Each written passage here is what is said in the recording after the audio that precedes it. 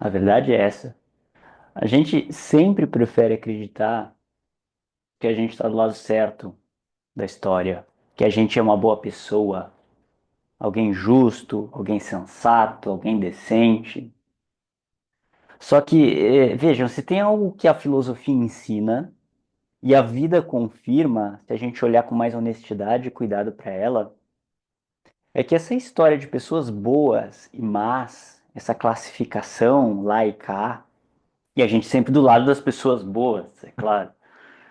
No fundo, é uma simplificação brutal do ser humano.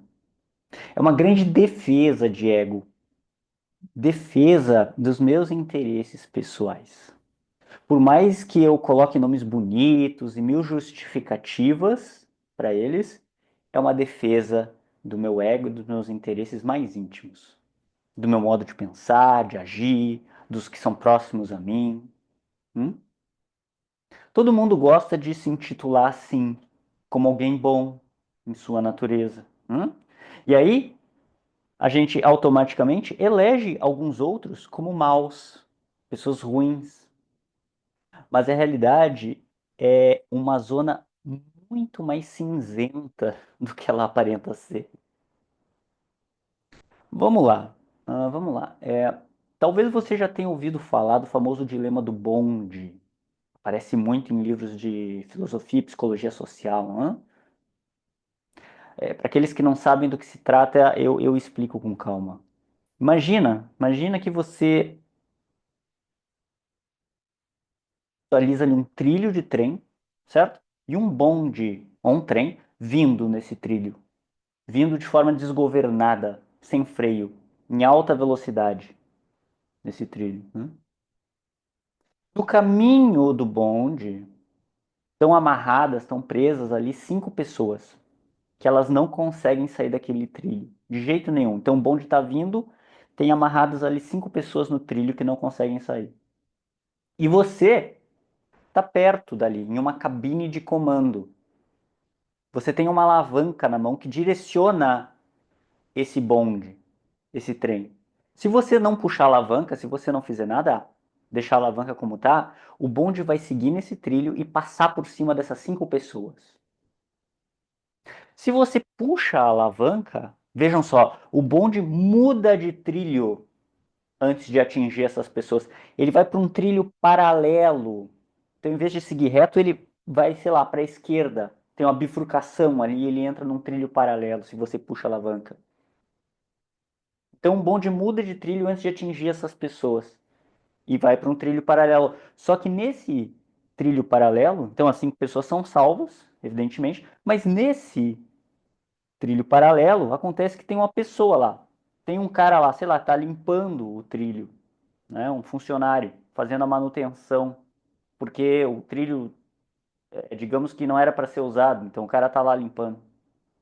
Então veja, se você puxa a alavanca, você direciona para o trilho paralelo e mata essa pessoa. Se você deixa rolar a coisa, o trem atropela 5. Hum? Então, se você toma uma decisão passiva de deixar como tá, mata 5 pessoas. O que é uma decisão passiva? Você não faz nada. Se você toma uma decisão ativa e puxa a alavanca, você mata, escolhe matar aquela pessoa que não tem nada a ver com a história, mas preserva as outras 5. O que você faria? Hum? Então, essa é uma situação que costuma ser apresentada nos livros de filosofia. É sempre colocada como um dilema moral. Se não fizer nada, for passivo, 5 pessoas morrem. Se você interferir e for ativo, por sua escolha, você puxa a alavanca, o bonde vai para outro trilho, salva 5, mas desvia ele da rota normal. E uma pessoa morre por sua causa, devido à sua ação. Hum? Quando isso é perguntado, a maioria das pessoas responde que puxaria a alavanca. Não sei se essa foi sua resposta, mas sabe por quê? A lógica parece simples. A pessoa começa a pensar: bom, salva 5 em vez de uma.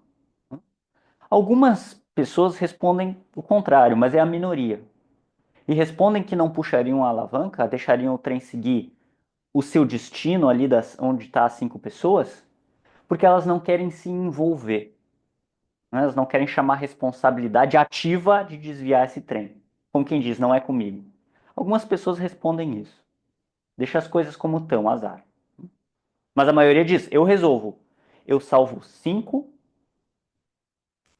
e sacrifico uma. Faz mais sentido lógico. Elas fazem um cálculo matemático bem simples, que é 5 versus 1. Né? Melhor salvar 5 do que salvar um. Só que aí vem o detalhe. Esse problema ele vai ficando mais complexo, vai tendo variações. Imagina que essa pessoa sozinha, esse funcionário que está ali limpando o trem, né, no trilho paralelo, não é um desconhecido, mas alguém próximo de você. Digamos que essa pessoa seja seu pai, sua mãe, sua irmã, seu filho. Imagine seu filho recém-nascido ali no trilho paralelo. E que se você puxar a alavanca, você vai salvar as 5 pessoas, mas vai matar o seu filho. E aí? Você puxaria igual a alavanca? Reparem, reparem. Só de mudar um detalhe, o detalhe de quem é aquela pessoa, de quem está ali. Antes um desconhecido, né? Tipo um problema matemático, x mais y. Era um x versus o y ali, né? Não tem envolvimento. Agora, o detalhe é, eu coloco uma pessoa próxima de você. E só de acrescentar esse detalhe pessoal, esse detalhe afetivo, reparem que a situação já ganha um outro peso na sua avaliação. As pessoas que disseram que puxariam a alavanca no 5x1 ali, né, ou seja, desviaria o trem para pegar aquela só uma pessoa e salvaria 5, agora nesse novo cenário, essa pessoa sendo um filho, já pensam 2 vezes antes de responder. Já pensa mais. Já se pergunta, agora eu não sei não, hein? Quando essa mesma variação é apresentada para as pessoas que não puxariam a alavanca, caso você tenha respondido isso na primeira vez, ou seja, deixaria como estava, tomaria uma decisão mais passiva de deixar rolar e mataria a 5, né? E não pegaria o 1 que estava do outro lado. Agora, colocando o filho lá do outro lado, as pessoas diriam com mais convicção ainda, essa turma de que não puxaria a alavanca vai dizer, com mais convicção ainda eu não vou puxar essa alavanca, né? Reforça a minha decisão. O ponto é, reparem, como o simples fato de colocar alguém que você conhece para você, na sua implicação de tomada de decisão, alguém que você tenha empatia, já muda o peso de uma decisão moral. Faz sentido? Seja de tomar ela mais rápida ou mais devagar. O que antes era mais uma decisão matemática, lógica, mais numérica, mais no mundo das ideias, para falar em termos platônicos, agora vira uma análise bem mais pessoal. Sai do mundo das ideias e vem para o mundo real. É uma escolha mais difícil. É impossível de responder isso de forma automática se você coloca seu filho ali. Ou responder de forma sem sentimento, sem envolvimento. Faz sentido? E o ponto que eu quero trazer aqui é justamente esse. Na prática, nós como seres humanos, a gente não age baseado em princípios frios, nem numa moral matemática ou universal para as coisas. Dessas que dizem o que é certo, o que é errado para todo mundo. Nós, na prática, não agimos conforme essa moral universal na hora do vamos ver, né? Na hora do filho ali envolvido. Pode até soar bonito no papel, mas não é assim que funciona. O nosso comportamento, no fundo, depende muito mais do vínculo que a gente tem com as pessoas envolvidas na situação. E quanto mais próximas forem aquelas pessoas, quanto mais próximas elas estão de nós, maior é a empatia. E aí maior é o peso emocional da escolha. Maior vai ser o viés. Não escolhemos, portanto, só porque nós aprendemos uma regra sobre o que seria certo na escola e agora nós seguimos a regra. A escolha vem do que nós sentimos em relação ao que está acontecendo. De quanto nós estamos implicados naquela história ou não estamos implicados naquela história que está acontecendo. Esqueçam o bonde. Imaginem agora a seguinte cena. A aula hoje vai ser bem ilustrativa. Hum? Imagina que você está caminhando pela rua e você vê uma criança pequena, de uns 3 ou 4 anos, que escorrega, tropeça na tua frente. E imagine que tem um poço ali, você está caminhando na sua fazenda, tem um poço ali. Hã? A criança se desequilibra. Imaginem a cena: a criança pequenininha, 3, 4 anos, tropeça, tá ali brincando, tropeça na frente de você, se desequilibra e quase cai nesse poço. Ela fica só com uma mãozinha segurando ali na, na borda, o corpo já ali pendendo para o vazio. E ela grita com aquela vozinha fininha: Socorro, tio, socorro, moço, socorro, moça, me ajuda. O que você faria se você visse isso? Essa é fácil. Quem está por perto não pensaria duas vezes, tá? O impulso é correr e puxar a criança de volta, salvar ela. Não importa se é seu filho, seu vizinho, uma criança desconhecida, tanto faz. Mêncio, um filósofo chinês antigo, trouxe essa anedota do poço para dizer o seguinte: diante de uma situação assim, qualquer pessoa sente compaixão na hora, antes de qualquer cálculo ou regra, independente de quem seja a pessoa. O ser humano tem uma empatia universal nesse nível. Traduzindo para o dia a dia, já deve ter acontecido com você. Você está no parque, ou na rua, ou no supermercado, no shopping, e vê um idoso escorregar e cair. Qual a sua reação? É ajudar, é claro. Isso toca o coração. Você vai chegar ali e vai dizer: tá tudo bem, né? Tem alguém contigo, você quer uma água, precisa de cuidados. Eu mesmo não sendo idoso ainda, né, tem algum tempo, esses tempos estava correndo no parque e tinha uma raiz de uma árvore mais levantada ali no chão, era um chão irregular, enfim. Eu estava correndo, eu não vi, eu fui com tudo. Tropecei na raiz ali, fui com tudo no chão. Esfolei o braço inteiro, que era de areia, aquele chão. E tinha um cara ali perto de mim fazendo barra, fazendo aqueles exercícios de musculação, né? Na hora, ele se virou e veio ver se estava tudo bem. Esse é o efeito poço, né? É, ele, tanto ele quanto eu brincando para disfarçar a vergonha que a gente tinha sentido, né? Então ele falou assim: puxa, cara, foi feio o tombo, hein, mano? Pô, precisa de uma mão aí. Daí ele me estendeu a mão e me puxou assim para me erguer e tal. As pessoas vão ser solícitas. Vocês já devem ter passado por experiências assim. Agora, pensa comigo.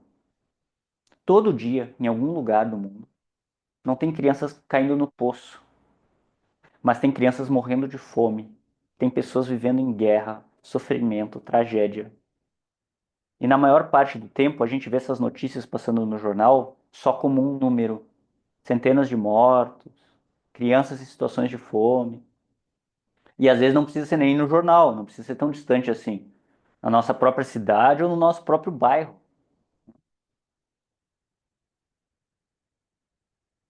Porque a gente não empatiza de imediato, tá, com o morador de rua que está ali.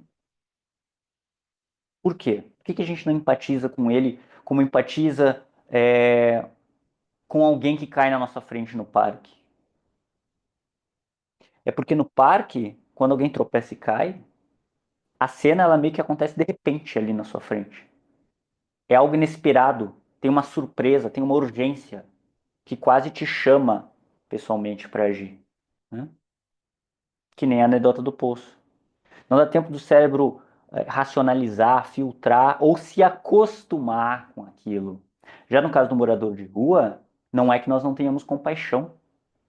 Ou seja, não é porque nós somos pessoas más. Por mais paradoxal que pareça, mesmo você estando ali perto, este morador ele vai ficando invisível com o tempo. Dada a repetição, ele está sempre ali. O hábito faz a gente se anestesiar. O sofrimento se torna parte do cenário da cidade, né, o sofrimento dele. Como se não fosse responsabilidade direta de ninguém. Então o cérebro vai aprendendo a não reagir, porque aquilo deixa de ser algo novo ou urgente. Deixa de fazer parte de um ciclo muito íntimo pessoal. Faz sentido? E sabe o que esses caras escrevem nas placas para tentar ganhar algum trocado, alguma ajuda?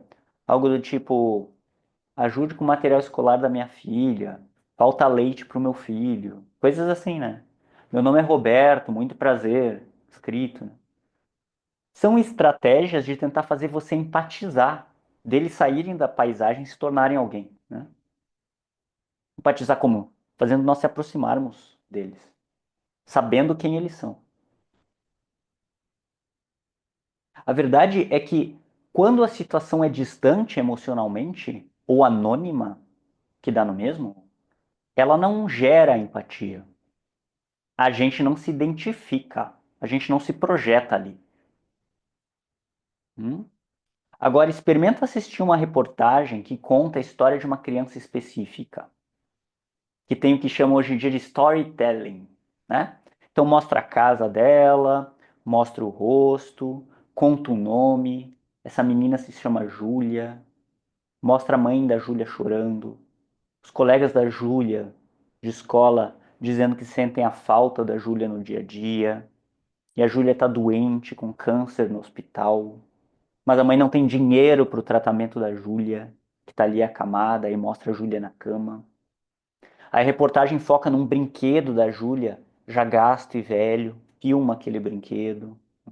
A reportagem conta que esse brinquedo era do pai da Júlia, que ele deu para ela antes de sair de casa e daí ele nunca mais voltou. E ela pegava aquele brinquedo e dizia papai, papai, e ela abraçava o brinquedo de saudades, pai. A coisa muda de figura, não muda? A empatia começa a crescer. A Júlia começa a ganhar um rosto e uma identificação. A história vai nos aproximando. A coisa ganha um rosto, se torna real. Não é assim? E a gente se projeta ali, gente. Se identifica. O morador de rua se torna o Roberto. Faz sentido essa ideia? Se eu conheço a história do Roberto, tem mais chance de eu querer ajudar ele. Né? De eu me implicar com o Roberto. Ou suponhamos que eu olhasse para o morador de rua e eu vejo que ele era um antigo colega que eu tinha no colégio. Tá? Um ex-colega de trabalho que eu convivi 1 ou 2 anos. Então muda a coisa? Não é só mais um. Aí a gente sente dor. Aí a gente se coloca ali no lugar do outro. E vejam, a dor, o medo ou a tristeza, as emoções, essas sensações são fundamentais no nosso processo de tomada de decisão. As decisões não são racionais, as decisões são emocionais. Sempre, sempre. Decisões essas que nós vamos julgar como fazendo parte de uma moral. O que é moral? Se a pessoa é boa, se a pessoa é ruim. Nós vamos julgar as pessoas como sendo boas ou ruins com base nas suas decisões, com base nos seus comportamentos. Veja, não seria justo dizer que a pessoa que não se importa tanto, vou colocar entre aspas, não se importa tanto com a situação do Roberto, morador de rua, que ela não sabe quem é, tá?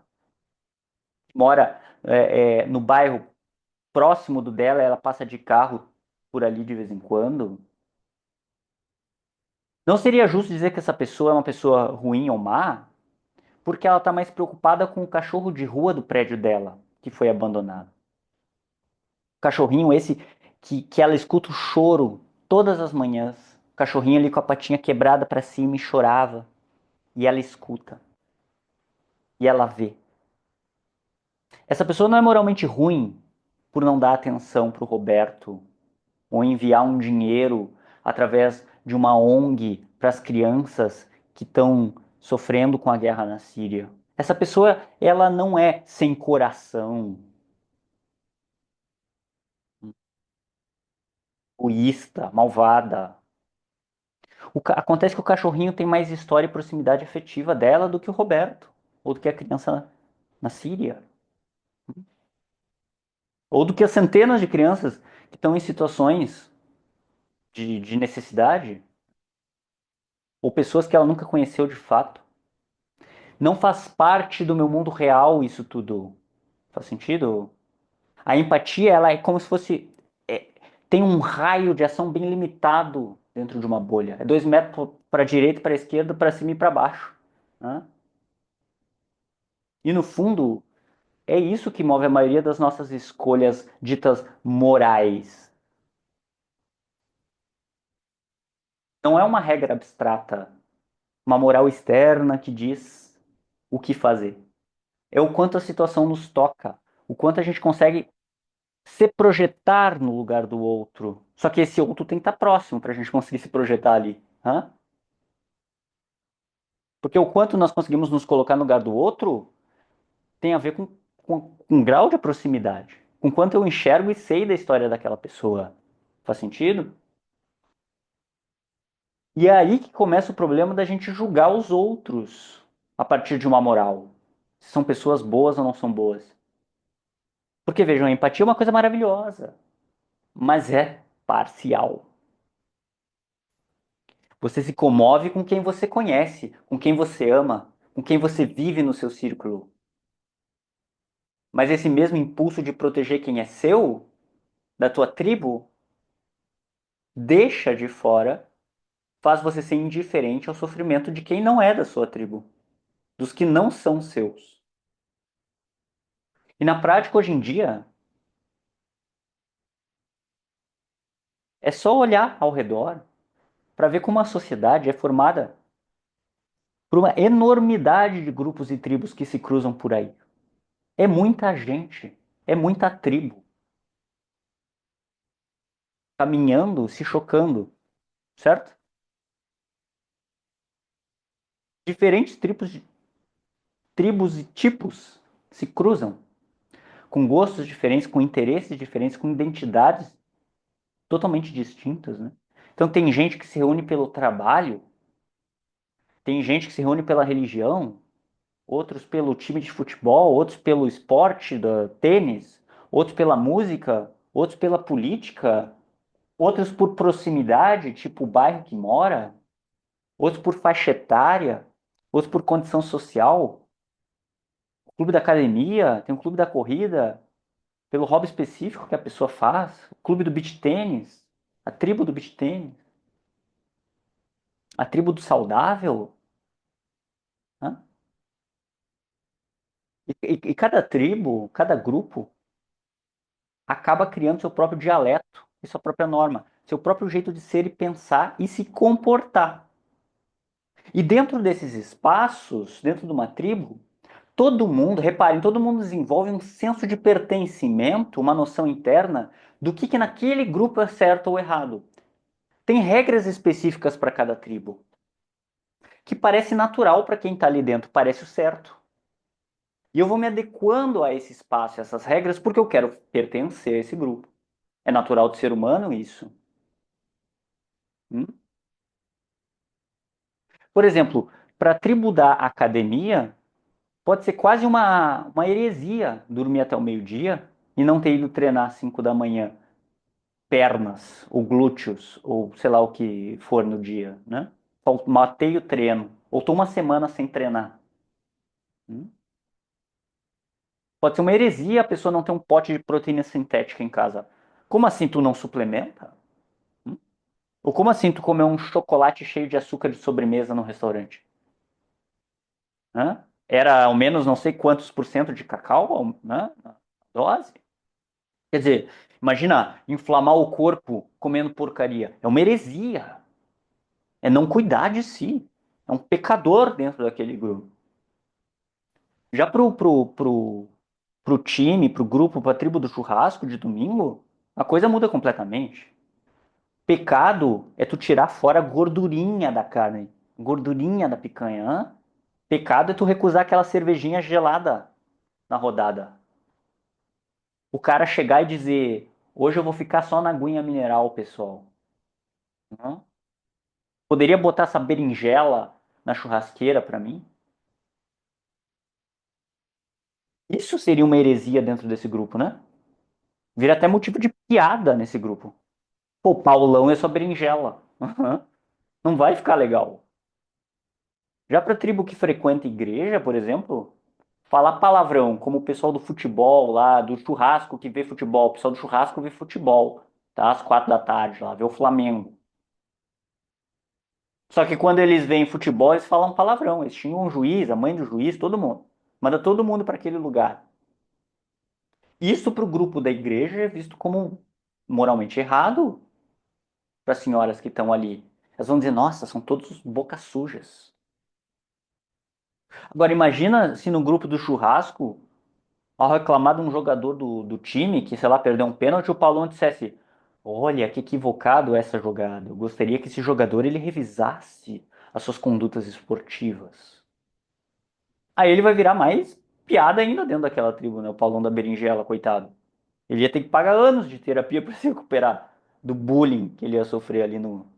Entendeu? Não tá adaptativo àquele contexto. Já no grupo da igreja é o contrário. Esse jeito de falar todo certinho, bonitinho, com palavras rebuscadas, ponderado, palavras neutras, inteligentes, show de bola, é visto como educação. Alguém que vai ser valorizado naquele meio.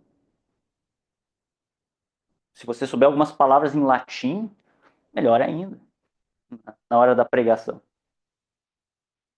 Veja então como o que em um grupo é identidade, seja no jeito de falar, de se portar, no outro é motivo de reprovação. A verdade é que para cada tribo, o que é natural e até sagrado para si e para o grupo pode parecer chocante, um absurdo ou até criminoso para quem vem de fora. Montaigne, Michel de Montaigne, um filósofo ensaísta do século XVI, pessoal, usa esse exemplo dos chamados canibais, um ensaio chamado Dos Canibais, que ele tem num livro Ensaios, maravilhoso, para mostrar como o nosso olhar moral é sempre local e não universal. É sempre pessoal. Tá rimando tudo aqui, né? Local, pessoal, universal. Ele relata, Montaigne relata, num ensaio chamado Sobre os Canibais ou Dos Canibais, que os europeus achavam inconcebível que alguém comesse carne humana. O que acontece? Século XVI, Montaigne é lá de 1500 e bolinha, tá? Então era aquela época das invasões e das grandes colonizações europeias, né? As Américas, tá? Então, quando os europeus chegaram às Américas, que eles acharam que era Índias, por isso que o nome é Índios, né? Eles ficaram chocados ao saber que muitos ali daqueles povos que a gente chamava de índio eram canibais. Mas para muitos indígenas, o que chocava era o contrário. Alguns desses índios voltaram nos navios para conhecer a Europa, né? E muitos indígenas ficaram chocados com os europeus. Incompreensível para eles era ver um monte de homens fisicamente fortes, grandes, com espadas na mão, com escudos na mão, obedecendo ou se curvando a pessoas visivelmente menores ou mais fracas, ou até mesmo crianças, só porque elas tinham alguma autoridade. E eles estavam se referindo ao que acontecia na Europa naquela época, em que muitos reinados da época, né, como por exemplo, quando os tupinambás visitaram a França, Eles ficaram chocados ao descobrir que o rei era uma criança. Muitos reinados naquela época, né, por serem hereditários, às vezes as crianças assumiam. Então eles não conseguiam entender como que adultos aceitavam ordens vindas de um menino de, sei lá, 9, 10, 12 anos. Né? Em vez de assumir quem tivesse mais experiência ou força, como é que aquele cara fortão da espada se curva diante de um menino de 12 anos? Para ele não fazia sentido. Né? Para eles era uma inversão completa da lógica, que fazia sentido na sua tribo, literalmente falando. Assim como os europeus eles não conseguiam perceber que o canibalismo, dentro daquela cultura, fazia sentido. Para os indígenas, não era um ato brutal. Pô, não tem que comer, vou comer o João, meu irmão aqui. Não, né? É mais um ritual que tinha significado. Por quê? Porque quando eles consumiam partes do corpo do adversário derrotado em batalha, os indígenas acreditavam que eles estavam adquirindo a força e a coragem daquele guerreiro derrotado. Então era mais, de certa forma, um gesto de respeito ao inimigo vencido, que ele se tornava imortal na minha própria carne. Eu adquiria a força dele, né? Mas vejam, dois pesos, duas medidas.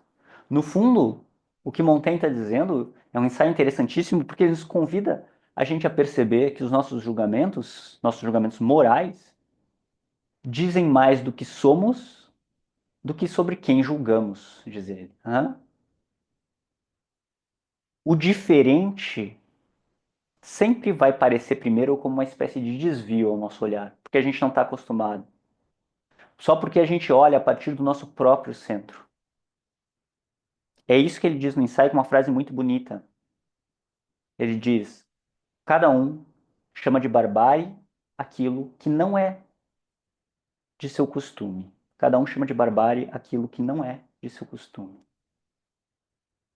E assim a gente segue fazendo.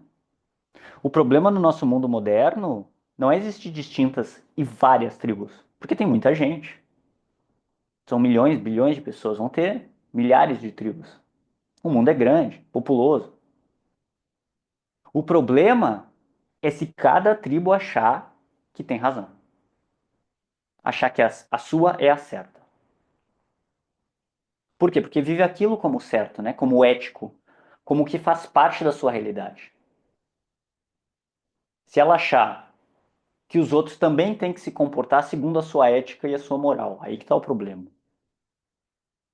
Porque imagina, se cada indivíduo de cada tribo, ao se comparar com as outras, que a gente cruza na vida, se cada indivíduo se achar que ele é bom e o outro é mal, como os europeus com os indígenas ou vice-versa. Se cada tribo achar que é mais consciente, mais evoluído, mais justo do que o outro, aí ferrou, né?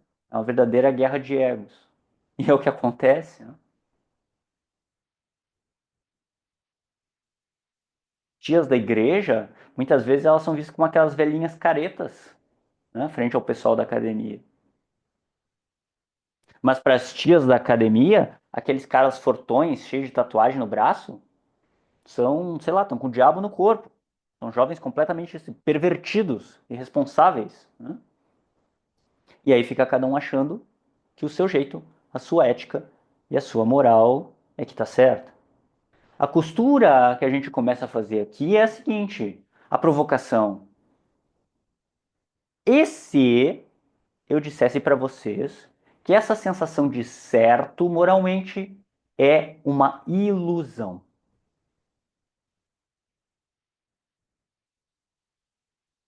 E agora vamos pegar para o lado individual da coisa.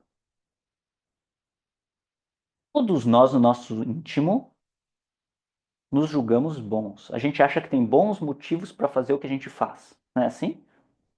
Todo mundo se justifica e se explica que é uma beleza. Eu faço isso, você faz isso. Quem nunca inventou uma desculpa para sair de um compromisso ou não ir nesse compromisso? Quem nunca faltou dizendo que não estava bem? Faltou o trabalho, faltou uma reunião, mas balela, só queria ficar em casa. Emendou o feriado. Quem nunca foi um pouco mais agressivo e depois disse que, ah, eu estava cansado, né? Eu estava estressado. Ou quem omite uma informação porque achou que não era o momento certo de falar, né? Afinal, para que trazer para o outro? Ele só vai se machucar. Vocês entendem? A gente vive se explicando, se justificando, racionalizando os nossos comportamentos. E isso vale para todo mundo. Então a pessoa fica em fila dupla para buscar o filho na escola, que não pode, né? Dois carros do lado do outro, atrapalha o trânsito, mas ela diz: é só um minutinho, todo mundo faz. E ainda coloca a culpa no colégio, dizendo: esse colégio que devia ter uma estrutura melhor, olha que bagunça. Ou aquela pessoa que recebe o troco a mais de uma loja e ela não devolve. E ela diz: ah, eu preciso mais do que eles, não vai fazer falta. Ou aquela pessoa que deixa o amigo na mão, esquece de avisar que não vai conseguir no aniversário do amigo, que o amigo convidou. Ou deixa no vácuo mesmo, né? Não responde o convite. E justifica para si mesmo: eu estava com o dia cheio, né? Eu perdi a hora, não deu. Ele vai entender. Ou quem trai o parceiro ou a parceira, faz um chamado adultério, né? E diz que só fez isso porque estava se sentindo sozinho, ou por carência, né? Já que o outro não estava mais dando a atenção como ele antes dava. Repare, o outro, né? Vilão, eu, uma pessoa boa. No fim, cada um encontra uma explicação que faz sentido para si mesmo. Sempre vai existir um motivo e uma lógica interna de coerência do porquê que eu fiz o que eu fiz. Por isso ninguém se sente vilão da própria história. Todo mundo tem um argumento para justificar suas próprias escolhas. Não é assim? E aqui, pessoal, é importante colocar para onde esse texto está levando. Como eu sempre falo nas minhas aulas e na internet, a gente tem que ter um certo cuidado, então a gente tem que fazer um amarre um pouco mais assim explicado, né? Aqui não se trata de relativizar tudo, de aceitar qualquer comportamento como válido que nós ou os outros venham a ter. Não é sobre isso, né? Existe sim um contrato social a ser respeitado, com as suas leis e tudo mais. Isso existe, né?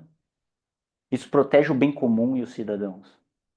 Mas talvez a gente precise parar de classificar as pessoas como boas ou más, como se elas fossem definidas por uma essência. Então não quer dizer que está tudo liberado, né? Ou que não exista responsabilidade sobre os meus atos. Existe sim contrato social e a sociedade precisa de leis, justamente para proteger o coletivo e aí garante uma convivência, uma conveniência ali para todos. Agora, classificar pessoas essencialmente como más e boas, aí sim é uma simplificação. Na filosofia, especialmente quando a gente olha para autores como Hannah Arendt, Nietzsche, Freud, Lacan, Dostoiévski e muitos outros, tá? E até discussões na criminologia, a questão central nunca é quem que é mal, né? Mas gira mais em torno de como e por que certos atos acontecem. Como a gente julga esses atos a partir do nosso bem-estar social e das regras. Tá? Então, mesmo quem comete crimes horrendos, em geral, não faz isso porque ele quer ser mal, ele quer, eu vou hoje acordar e fazer o mal. Tá? Mas por motivações, distorções, traumas, patologias ou contextos sociais subjetivos, aquela história de vida, né, que geram um determinado comportamento. Vamos fugir dessa ideia simples de uma malvadez inata, tá? Isso não existe. O julgamento legal do direito, né, ele existe para regular a convivência, protege o coletivo. Mas isso não significa que existe uma essência má no indivíduo.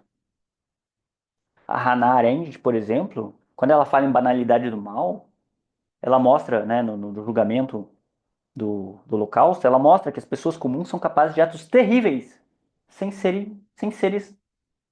serem monstros, né? E que o perigo ele está justamente em simplificar essa discussão e desumanizar o outro. tá? Fazendo aqui um grande parênteses. Não existe o mal pelo mal. Assim como não existe o bem puro. Né? O que existe são escolhas, motivações e consequências. E a necessidade da gente olhar para isso com mais honestidade. É isso que esse texto está costurando. Por quê? Porque quando a gente faz isso, quando a gente se coloca como uma pessoa boa e a gente sempre é o bom e o outro é ruim, não sei se vocês repararam, a gente sempre tem uma desculpa para nós, dos nossos atos, e o outro que é ruim. Nosso sempre é o certo. Coincidência, né? Nosso lado é sempre o bom. Quando a gente faz isso, a gente se coloca num pedestal. E a partir daí é mais fácil condenar e julgar o outro. Moralmente, não civilmente. Se torna até uma espécie de vício, uma defesa egóica. Por quê? Reforça o nosso ego. Hein? Quanto mais eu rebaixo o outro, mais eu me sinto bom e correto. Quanto mais eu falo mal do outro grupo, mais o meu grupo é um vencedor. Mas a verdade é que o outro não é tão diferente assim do que você, do que de mim. Mas vejam, a empatia tem esse limite. Tem esse limite. Ela tem perna curta. Ela funciona muito bem com quem está perto. Volta pro bonde. Ah, se fosse nosso filho eu não puxava. Sim, ela tem perna curta. Agora, se é o X ou o Y, tanto faz. Eu vou tomar uma decisão mais rápida. Tanto faz no sentido de decisão mais rápida. Não vou me implicar tanto, não vou me importar tanto. Se o mendigo é o cara que eu conheço, eu vou querer ajudar. Se não é, é mais um. O que eu posso fazer? O mundo é assim. Né? Então a moral tem essa perna curta. Isso não significa que a pessoa que não está ajudando ela é má.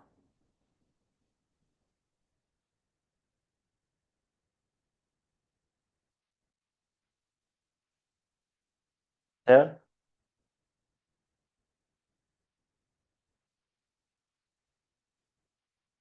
Nós temos que ampliar um pouco a nossa visão sobre as coisas.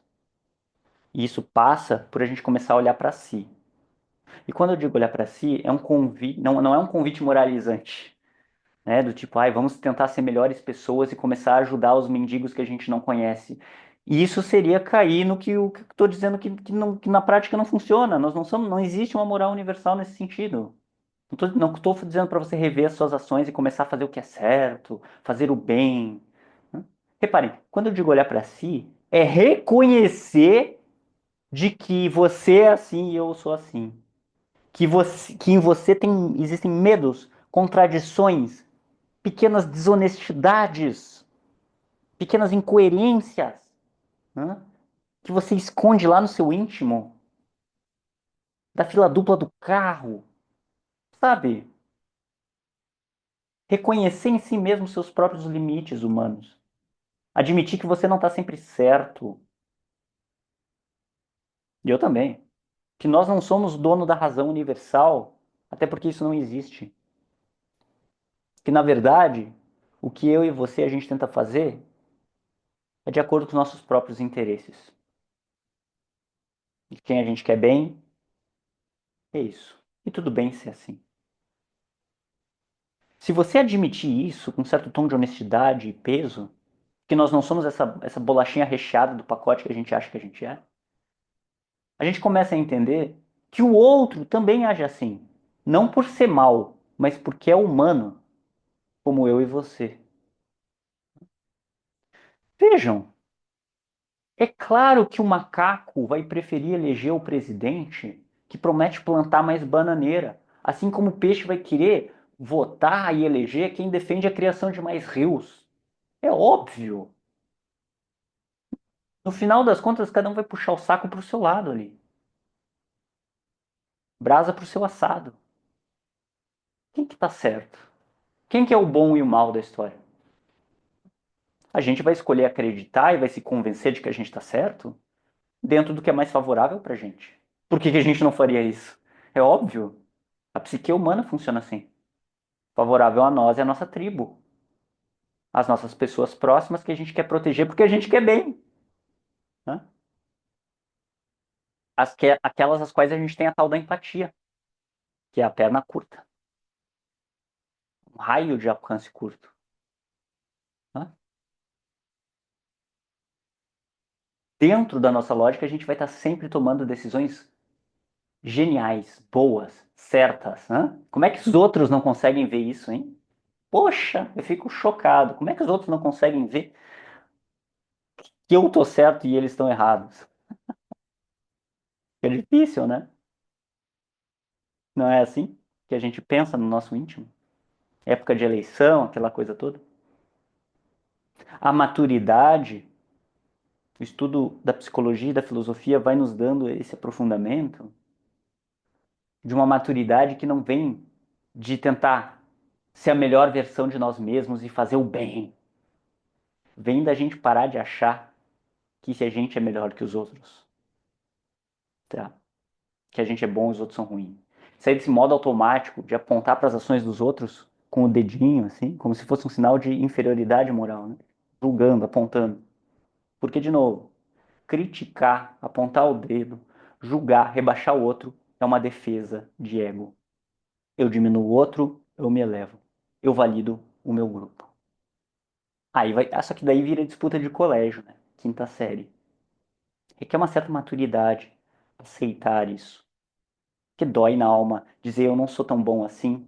Não significa que eu seja mal, aí que tá a questão. Não se trata de, como diz Nietzsche, temos que ir além do bem e do mal. Requer uma certa humildade. Porque não existe pureza. Não existe alguém que seja só luz. E nós, inclusive. O que existe é gente tentando fazer o melhor com aquilo que consegue, dentro dos vínculos, dos medos, das pressões, das histórias de vida que cada um carrega. E entendam cada um, todos nós carregamos uma cruz. E aceitar isso talvez não traga conforto, mas pode trazer um pouco mais de honestidade. E quem sabe, um pouco mais de empatia. Empatia, sim, justamente por reconhecer o que nos faz humanos. Hum? Como dizia Schopenhauer, a vida ela é dura. O ser humano ele é multifacetado, todo quebrado e imperfeito, coitado. E cada um trava uma batalha muito pessoal dentro de si, com as suas incoerências, com a sua história de vida, cada um tentando buscar um jeito de sobreviver e de existir no mundo. E justamente por isso, para o filósofo, para Schopenhauer, todo ser humano ele é digno de compaixão. No fim, gente, não é sobre ser herói ou vilão. A gente é apenas humano. Essa é a mensagem que eu queria passar para vocês. Espero que tenha feito algum significado aí dentro. Até a próxima.